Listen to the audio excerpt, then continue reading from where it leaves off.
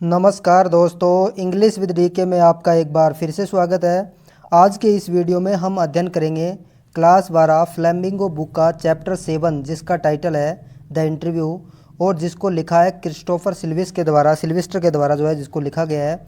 और इसका पार्ट 1 जो है वो पहले अपलोड किया जा चुका है, जिसके अंदर हमने पढ़ा था कि सेलिब्रिटीज़ जो हैं उनका इंटरव्यू के बारे में क्या व्यूज़ हैं, क्या सोचते हैं, वो इंटरव्यू अच्छा होता है बुरा होता है। तो पार्ट 1 जो है वो अपलोड किया जा चुका है और आज के इस वीडियो में हम जो है वो इसके पार्ट 2 के रूप में हम एक अम्बर्टो इको का एक इंटरव्यू पढ़ने वाले हैं। तो चलिए शुरू करते हैं आज के हमारे इस इंटरव्यू को। I am a professor who writes novel on Sunday, Umberto Eco. यानी अम्बर्टो इको का एक स्टेटमेंट है कि मैं एक ऐसा प्रोफेसर हूँ जो केवल संडे को ही नोवेल लिखता हूँ। The following is an extract from an interview. और जिस चीज़ को हम पढ़ रहे हैं ये उसके एक इंटरव्यू का एक एक्सट्रैक्ट है, एक भाग है ऑफ अम्बर्टो इको। यानी अम्बर्टो इको के इंटरव्यू का एक छोटा भाग आज के इस वीडियो में हम पढ़ने वाले हैं। The interviewer is Mukund Padmanabhan. और इंटरव्यू लेने वाले जो हैं उनका नाम है मुकुंद पद्मनाभन फ्रॉम द हिंदू। और ये हिंदू जो है ये बहुत ही फेमस इंग्लिश न्यूज़पेपर है। Umberto Eco a professor at university of Bologna in Italy. और अम्बर्टो इको जो है ये बहुत ही प्रसिद्ध जो है प्रोफेसर हैं बोलोना यूनिवर्सिटी इटली के अंदर। Had already acquired A formidable reputation. और इन्होंने बहुत ही जो है वो रेपुटेशन प्राप्त की है एज ए स्कॉलर, एक विद्वान के रूप में, फॉर हिज आइडियाज़ ऑन सेमिटिक्स। जो सेमिटिक्स जो है यानी स्टडी ऑफ साइंस जो है, साइंस जो है यानी चिन्हों का अध्ययन जो है उसके अंदर उन्होंने जो है वो खासा रेपुटेशन जो है वो प्राप्त की है अम्बर्टो इको ने। लिटरेरी इंटरप्रिटेशंस यानी साहित्यिक जो व्याख्याएं हैं, एंड मिडाइवल एस्थेटिक्स और मध्य, मिडाइवल का मतलब मध्य जो युगीन जो है वो सौंदर्य। Before he turning to writing fiction, उसने अपनी राइटिंग में फिक्सन यानी फिक्सन का मतलब काल्पनिक चीज़ें लिखने से शुरू करने से पहले वो ऐसी राइटिंग्स लिखा करते थे। Literary fiction, academic text, essays, children books. तो ये सारे के सारे जो वर्क जो हैं उनके द्वारा लिखे गए हैं। इसके अलावा उन्होंने कौन कौन से कार्य किए हैं, न्यूज़पेपर आर्टिकल्स, उन्होंने न्यूज़पेपर के अंदर आर्टिकल्स लिखे हैं। His writing output is strangely large and wide range. उसकी जो लिटरेरी आउटपुट है यानी उनके द्वारा जो लिखे गए कार्य जो हैं वो बहुत ही उनकी लार्ज और वाइड रेंज है, यानी बहुत ही वेरिएशन के रूप में उन्होंने सारी राइटिंग्स लिखी है। यानी बच्चों के लिए जो न्यूज़पेपर आर्टिकल्स है, एकेडमिक टेक्स्ट है, ऐसे, नोवेल, सभी प्रकार की राइटिंग्स जो है इनके द्वारा लिखी गई है। In 1980 he acquired the equivalent of intellectual stardom with the publication of Name of Rose. उनकी एक बुक आई थी 1980 के अंदर, नेम ऑफ रोज़, और उसके द्वारा उन्होंने जो है वो एक सुपर स्टारडम जो है वो प्राप्त की थी, बहुत ही पॉपुलरिटी जो है वो उनको मिली थी। Which sold more than 10 million copies. और जिस बुक की जो है वो 10 मिलियन से भी ज़्यादा जो है उसकी कॉपीज़ जो है वो मार्केट में बिकी थी। तो मुकुंद जो है अब इंटरव्यू उनसे शुरू करते हैं और उनसे प्रश्न पूछते हैं। The English novelist and academic David Lodge. ये एक व्यक्ति है डेविड लॉज जो इंग्लिश नोवलिस्ट और एकेडमिक है। वो एक बार जो है वो इनके अम्बर्टो इको के ऊपर टिप्पणी करते हैं। और क्या टिप्पणी करते हैं? आई कांट अंडरस्टैंड, कि मैं समझ नहीं पाता हूँ, हाउ वन मैन, कि कैसे एक आदमी, can do all the things, कि इतनी सारी चीज़ें जो है वो एक आदमी कैसे कर सकता है जैसे कि अम्बर्टो इको जो है वो करते हैं। यानी वो अलग अलग प्रकार की राइटिंग जो है वो किस प्रकार से लिख लेते हैं ये मुझे समझ में नहीं आ रहा है। अम्बर्टो इको जो है इसका जवाब देते हैं, maybe I give the impression of doing many things, कि शायद मैं बहुत सारी चीज़ें करने का जो है इम्प्रेशन देता हूँ। बट इन द एंड, लेकिन अंत में, I am convinced I am always doing the same thing, लेकिन अंत में मैं खुद ही जो है कन्विंस होता हूँ, इस बात से सहमत होता हूँ कि मैं केवल एक ही चीज़ जो है वो बार बार कर रहा हूँ। तो मुकुंद पूछते हैं कि विच इज़, कि वो कौन सी चीज़ है जो आप बार बार करते हैं जबकि आप तो अलग अलग प्रकार की राइटिंग्स लिखते हैं। Umberto Eco, now that is more difficult to explain, कि इस बात को जो है एक्सप्लेन करना जो है बड़ा मुश्किल है। I have some philosophical interest, कि मेरे पास कुछ फिलोसॉफिकल इंटरेस्ट है। फिलोसॉफी क्या होती है भी? फिलोसॉफी को हिंदी में दर्शन शास्त्र बोलते हैं। और इसके अंदर जो है वो हम मनुष्य की उत्पत्ति, ब्रह्मांड की उत्पत्ति, ईश्वर है कि नहीं है, ईश्वर का कौन सा रूप है, तो ये जो सारी बातें जो है जहाँ पर इनका अध्ययन किया जाता है वो फिलोसॉफी होती है। तो ऐसा इंटरेस्ट जो है वो लेखक के अंदर है। And I pursue them through my academic works, और लेखक जो है वो इन्हीं फिलोसॉफिकल इंटरेस्ट को अपने जो अकेडमिक वर्क होते हैं उनके अंदर शामिल वो करते हैं। एंड माई नोवेल्स, और उनके जो नोवेल होते हैं उनके अंदर यही अकेडमिक वर्क जो है वो शामिल रहता है। Even my books for children, और यहाँ तक कि जो मेरी किताबें जो बच्चों के लिए है, are about non violence and peace, जिनके अंदर अहिंसा और शांति होती है। यू सी, तुम देख सकते हो, the same bunch of ethical philosophical interest, उसके अंदर सेम बंच, बंच जो है वो गुच्छे को बोलते हैं, एथिकल यानी नैतिकता से भरा हुआ, फिलोसॉफिकल आपको पता है इंटरेस्ट, यानी ये सारी जो बातें हैं वो आप बच्चों की किताबों में भी देख सकते हैं। And then I have a secret, और इसके अलावा मेरे पास एक सीक्रेट भी है, एक रहस्य भी है। डिड यू नो, क्या तुम जानते हो, व्हाट विल हैपन, कि क्या घटित होगा, if you eliminate the empty space from the universe, कि यूनिवर्स ब्रह्मांड के अंदर जो खाली स्पेस जो है, खाली जगह जो है, यदि तुम उसको एलिमिनेट कर दोगे, यानी उसको वहाँ से हटा दोगे, तो क्या होगा। Eliminate the empty space in all atoms, और क्या होगा यदि तुम जो ओटम्स होते हैं, परमाणु जो होते हैं, एटम्स होते हैं, उनके बीच के खाली जगह को यदि तुम एलिमिनेट कर दोगे तो क्या होगा। The universe will become as big as my fist, तो ये सारा का सारा यूनिवर्स जो है, ब्रह्मांड जो है, ये इतना बड़ा बन जाएगा जितनी बड़ी की मेरी फिस्ट है, जितनी बड़ी की मेरी मुट्ठी है। सिमिलरली, इसी प्रकार से, we have a lot of empty space in our lives, इसी प्रकार से समान रूप से हमारे जीवन के अंदर भी जो है वो खाली जगह होती है। आई कॉल दैम इंटरस्टिक्स, मैं उनको जो है वो गैप कहता हूँ। इंटरस्टिक्स का मतलब दरारें होती है, मैं उनको दरार कहता हूँ।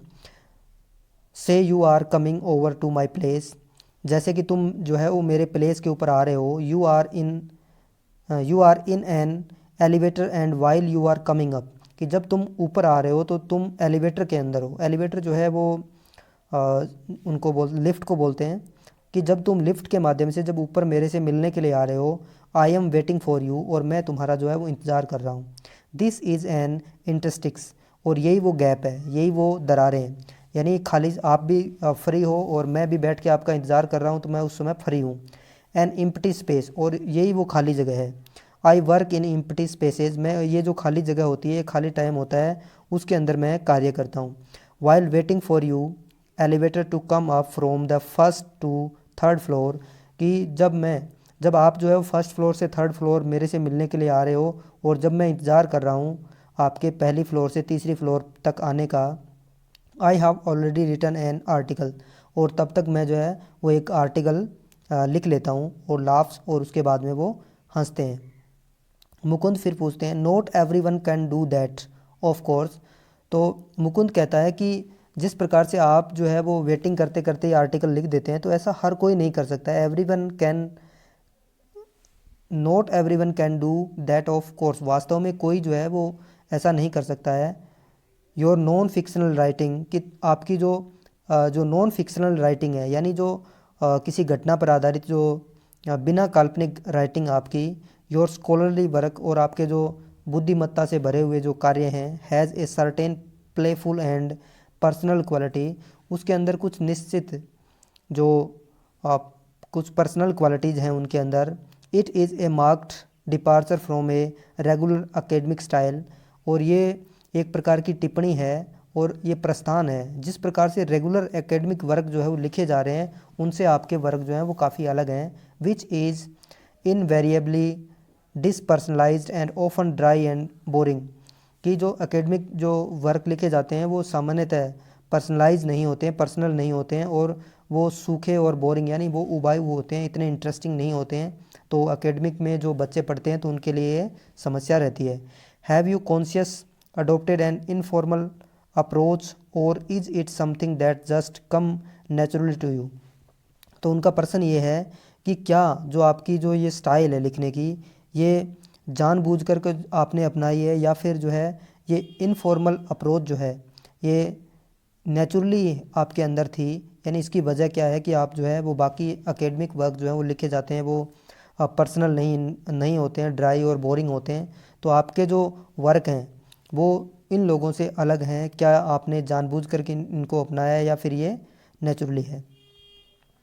तो अम्बर्टो इको जो है इसका जवाब देते हैं, when I presented my first doctoral dissertation in Italy, कि जब मैंने अपना जो पहला शोध जो है वो इटली के अंदर अपना शोध पत्र जमा करवाया था, one of the professor sad, उनमें से एक प्रोफेसर जो था उसने कहा था, scholar learn A lot of a certain subject, कि स्कॉलर जो होते हैं, विद्वान जो होते हैं, वो किसी निश्चित सब्जेक्ट के अंदर बहुत सारा जो है बहुत कुछ सीखते हैं, then they mark A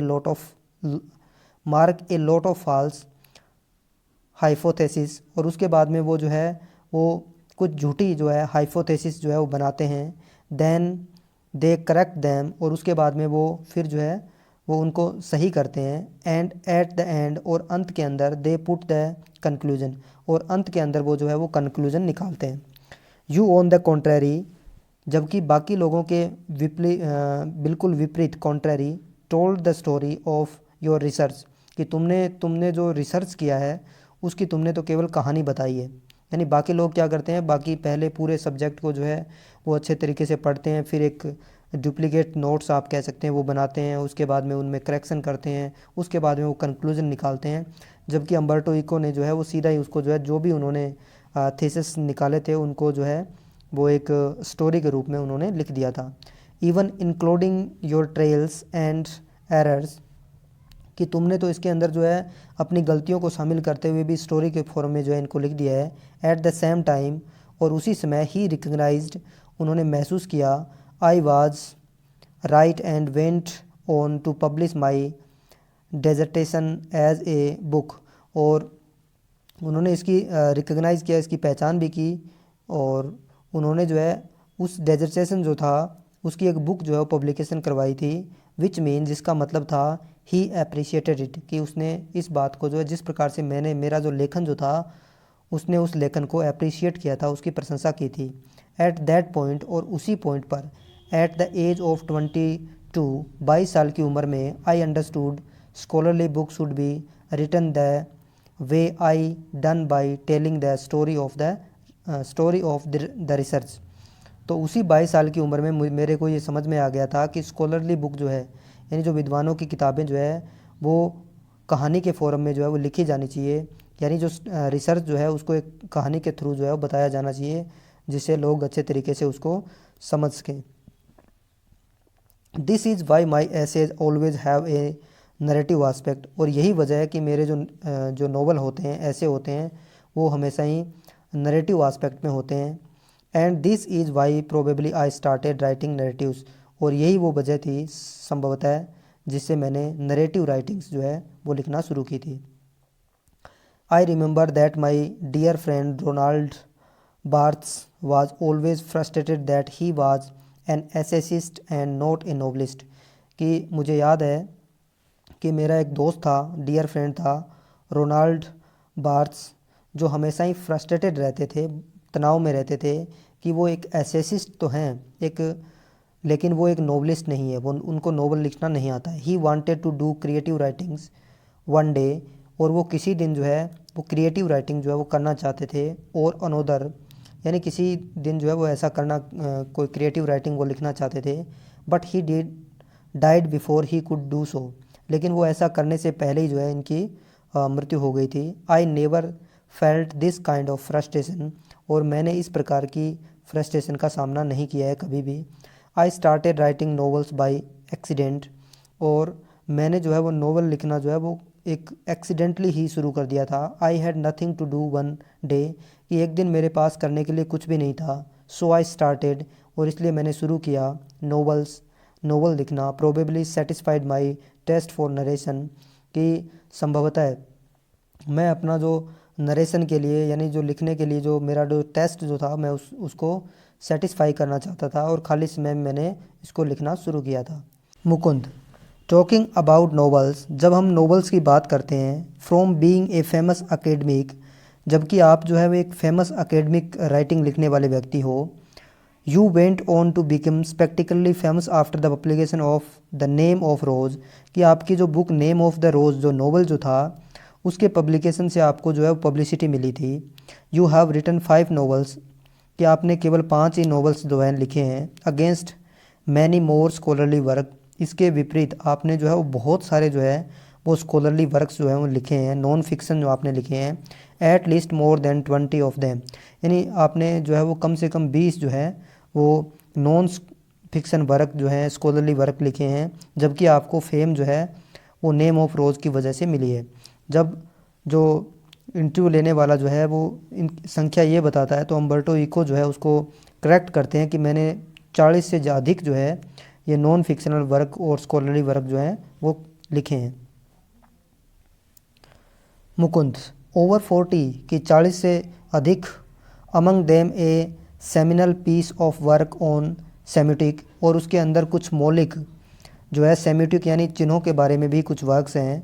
but ask most people about Umberto Eco, लेकिन जो ज़्यादातर लोग जो हैं वो अम्बर्टो इको जो है and they will say O he is a novelist, जबकि आपको जो है वो ज़्यादातर लोग जो है एक नोवलिस्ट के रूप में ही पहचानते हैं। डज़ दैट बोदर यू, क्या ये बात आपको जो है वो परेशान करती है कि आप तो अकेडमिक वर्क लिखने वाले व्यक्ति हो जबकि आपको एक नोवलिस्ट के रूप में जो है वो लोग जानते हैं।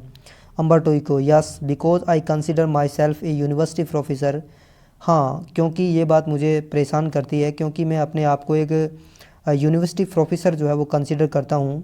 Who right novels on Sunday, जो केवल संडे को ही यानी छुट्टी के दिन ही संडे को नॉवेल्स लिखता है। इट्स नॉट ए जोक, ये कोई जोक नहीं है। आई पार्टिसिपेट इन अकेडमिक कॉन्फ्रेंसेज, और मैं जो अकेडमिक जो कॉन्फ्रेंस होती है उनके अंदर भाग लेता हूँ। And not meeting of pen club and writers, जो पेन क्लब राइटर्स की जो मीटिंग होती है मैं उनमें नहीं जाता हूँ, बल्कि मैं एकेडमिक कॉन्फ्रेंस जो होती है उनके अंदर शामिल होता हूँ। आई identify my self with the academic community, और मैं जो अकेडमिक कम्युनिटी जो है उसके अंदर मेरी एक पहचान है, मेरी आइडेंटिटी है वहाँ पर। बट ओके, लेकिन ठीक है। इफ़ दे यानी most people have read only the novels, लेकिन जो ज़्यादातर लोग जो हैं वो जो नॉवेल्स पढ़ते हैं, लाफ्स एंड स्ट्रिंग्स, वो हंसते हैं और अपने कंधों को उचकाते हैं। आई नो, मैं जानता हूँ। दैट बाय राइटिंग नॉवेल्स, कि नॉवलों को लिख करके I reach a large audience, कि मैं बड़े जो ऑडियंस है उन तक पहुँच सकता हूँ। I can not expect to have 1 million readers with stuff on semiotics, कि मैं ऐसी आशा नहीं करता हूँ कि 1 मिलियन रीडर्स भी मेरे को मिल जाएंगे यदि मैं जो सेमिटिक्स जो है उसके ऊपर यदि मैं किताबें लिखूँगा तो मुझे इतने ऑडियंस नहीं मिलेंगे। ये नॉवेल्स ही हैं जो लिख करके मैं एक मास ऑडियंस तक, बड़े ऑडियंस तक जो है मैं पहुँच सकता हूँ। Mukund, which bring me to my next question, और यही बात जो है मुझे मेरे अगले प्रश्न पर लेकर के जाती है। द नेम ऑफ द रोज़, यानी ये उनका नावल है, बहुत ही फेमस नावल है। Is a very serious novel, ये बहुत ही सीरियस नावल है। It is a detective yarn, इसके अंदर जो है डिटेक्टिव यानी जो जासूसी की कहानियाँ हैं। At one level but it also delves into metaphysics, लेकिन इसके साथ साथ ये मेटाफिजिक्स जो है उसके बारे में बात करती है। मेटाफिजिक्स जो है वो बियॉन्ड द फिजिक्स, यानी जो संसार से बाहर की जो फिजिक्स है उसके बारे में बात करती है। थियोलॉजी की बात करती है। मेडाइवल हिस्ट्री यानी मध्यकालीन इतिहास जो है उसकी बात करती है। Yet it enjoyed a huge mass audience, इसके बावजूद जो है यानी ये सीरियस नॉवल होने के बावजूद जो है वो मास ऑडियंस के द्वारा इसको जो है इन्जॉय किया जाता है। Were you puzzled at all by this, क्या तुम इन बातों से क्या तुम्हें पजल नहीं होते हो कि इतने सीरियस नॉवल को इतने लोगों के द्वारा पढ़ा गया है, तो क्या ये आपके लिए पजल करने वाली बात नहीं है। Umberto Eco, no journalist are puzzled, कि इस बात से तो जर्नलिस्ट जो है वो पजल हो जाते हैं। एंड सेमिटिक्स सम टाइम पब्लिशर्स, और कभी कभी जो है वो पब्लिश करने वाले जो पब्लिशर हैं वो भी इस बात से जो है वो पजल हो जाते हैं। And this is because journalist and publisher believe that people like trace and don't like difficult, क्योंकि जो जर्नलिस्ट होते हैं और जो पब्लिशर होते हैं वो ऐसा विश्वास करते हैं कि लोगों को केवल ट्रेस ही, कचरा ही पसंद है, उनको जो मुश्किल चीज़ें हैं वो डिफ़िकल्ट रीडिंग एक्सपीरियंस जो है उनको पसंद नहीं है।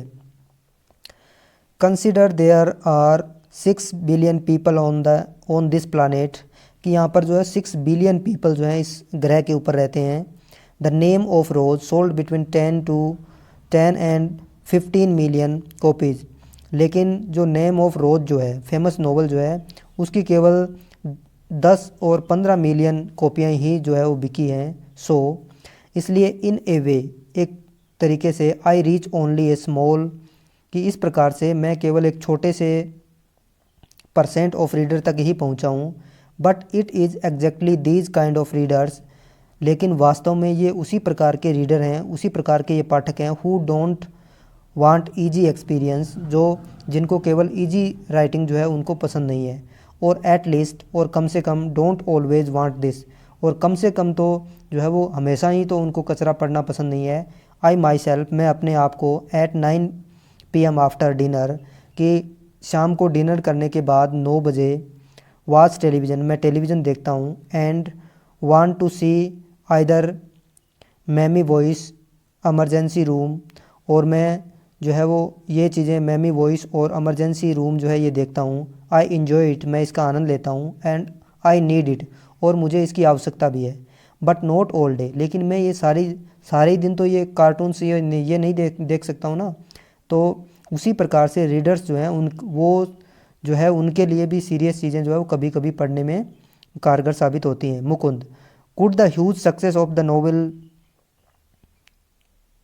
novel have anything to do with the fact that it dealt with a period of medieval history that could the huge success, की बड़ी जो ये सफलता जो है आपके नोवेल की, इस तथ्य के साथ, it dealt with the period of medieval history, कि ये मध्यकालीन इतिहास जो है उसके साथ में जो है डील करती है, अम्बर्टो इको, दैट्स पॉसिबल, कि हाँ ये संभव है। But let me tell you another story, लेकिन मैं आपको जो है वो दूसरी कहानी बताता हूँ। Because I often tell stories like a Chinese wise man, क्योंकि मैं हमेशा ही चाइनीज़ बुद्धिमान व्यक्ति की तरह कहानियाँ बताता हूँ। माई अमेरिकन पब्लिशर सेड, मेरा अमेरिकन पब्लिशर जो था उसने कहा था, while she loved my books, जबकि वो मेरी किताबों को जो है वो प्रेम करता है, उनको मेरी किताबें अच्छी लगती है। She didn't expect to sell more than 3,000 copies, कि उन्होंने भी आशा नहीं की थी कि 3,000 से ज़्यादा कॉपियाँ जो है इस किताब की बिक जाएगी। इन ए कंट्री, एक देश के अंदर, where nobody has seen a cathedral or studies Latin, जहाँ पर जो है वो कैथेड्रल और लैटिन भाषा जो है उनका अध्ययन नहीं किया जाता है, वहाँ पर जो है वो 3,000 कॉपियों की उन्होंने उम्मीद की थी। So I was given an advance for 3,000 copies, और इसलिए मैंने 3,000 कॉपियों के लिए उनको एडवांस दे दिया। बट इन द एंड, लेकिन अंत के अंदर, इट सोल्ड 2 और 3 मिलियन इन द यूएस, लेकिन यूएस के अंदर जो है ये 2 और 3 मिलियन के बीच में ये कॉपियाँ जो है वो बिकी थी। A lot of books have been written about the medieval past far before mine, कि मैंने जो मिडाइवल हिस्ट्री के बारे में लिखा है उससे पहले जो है वो बहुत सारी किताबें जो है इसके ऊपर लिखी गई हैं। आई थिंक, मैं सोचता हूँ, the success of the book is a mystery, कि इस बुक की जो सक्सेस जो है एक मिस्ट्री, एक रहस्य है। Nobody can predict it, कोई भी व्यक्ति जो है इसको प्रिडिक्ट नहीं कर सकता, इसकी भविष्यवाणी नहीं कर सकता। आई थिंक, मैं सोचता हूँ, if I had written the Name of Rose 10 years earlier, कि यदि मैंने नेम ऑफ रोज़ को 10 साल पहले यदि लिखा होता, और 10 ईयर लेटर, या फिर 10 साल बाद में इसको लिखा होता, it wouldn't have been the same, तो इसकी जो सफलता होती, इसकी जो सक्सेस होती वो सेम नहीं होती। Why it worked at that time is a mystery, क्यों ये उस समय जो है वो वर्क करती कि नहीं करती, ये एक प्रकार की मिस्ट्री है। तो इसके साथ ही आज का हमारा ये लेसन जो है वो कंप्लीट होता है। मिलते हैं किसी नेक्स्ट वीडियो में, तब तक के लिए धन्यवाद।